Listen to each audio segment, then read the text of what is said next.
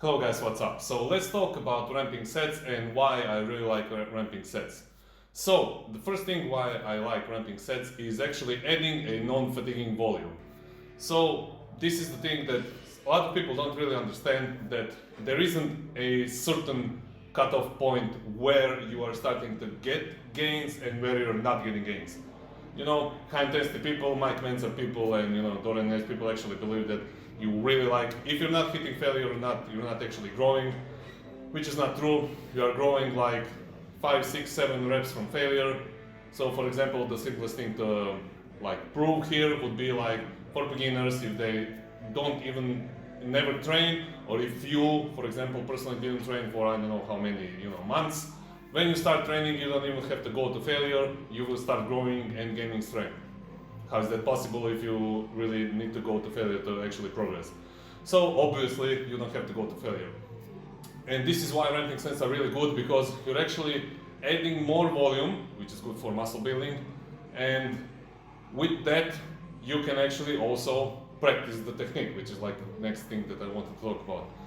So you're actually adding more volume with less weight, and on top of that you can practice technique. So people really don't really understand how important technique is, and getting into groove and all of those stuff when you want to train, when because when you come to training, usually you're cold, you don't, sometimes, me most of the time, I didn't really want to fucking train. And when you start doing your ramping sets, everything starts moving, you kind of get in the groove, and this is why ramping sets are really good. It's not like you just are kind of warming up, it's actually more of a practice, and it's more intentional thing with lighter weights. So you're literally trying to intentionally move lighter weights as you will when you start lifting heavier weights, of course.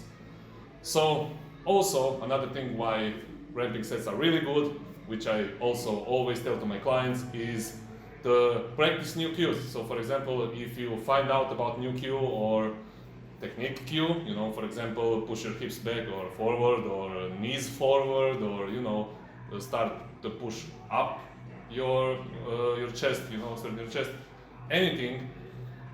Ramping sets are really good to practice these new cues. And actually you can do even more ramping sets, because for example, people don't realize that you can do like pretty much infinite amount of ramping sets before your actual working sets, because usually they're so light, with enough weights are light enough for you to not get fatigued for your main lifts. But as your ramping sets get, of course, heavier and heavier, you will start getting, of course, more fatigue, because the higher the weights, if reps are kept the same, you will, of course, experience more fatigue, because you're actually now really getting closer to failure. And which is another stuff what we are going to cover a little bit later here. So this is really good to practice cues, of course. And one thing, of course, is it's like pretty obvious is that you are actually warming up. So with ramping sets are a really good way to warm up. And do we even have to talk about warm up? I think we should, because a lot of people actually are not really properly warming up.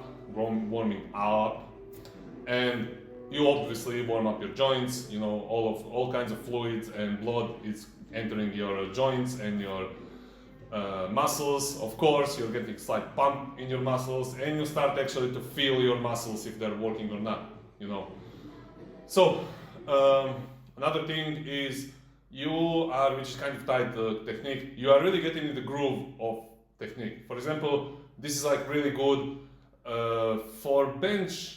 I would say for bench is like really beneficial, because bench is kind of a really technical lift, and you kind of need to do a whole bunch of shit. You need to pay attention to your back, to how your feet are standing, to your butt, and this is a really good thing to, like, doing more of ramping sets is really good thing to do before doing your actual working sets.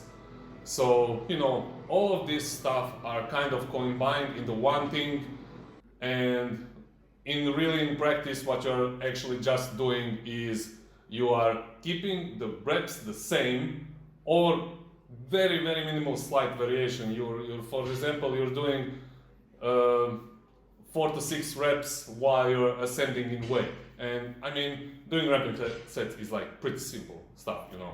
And you're doing that until you reach a certain RPE, like, which is probably one of the best things about ramping sets. You can really pinpoint the weight that that you're going to use for that day. So, which kind of ties me into my previous video about progressive overload, is like, people think that you're just continually adding weight and then dropping weight like randomly. There is much more, you know, more efficient way of training.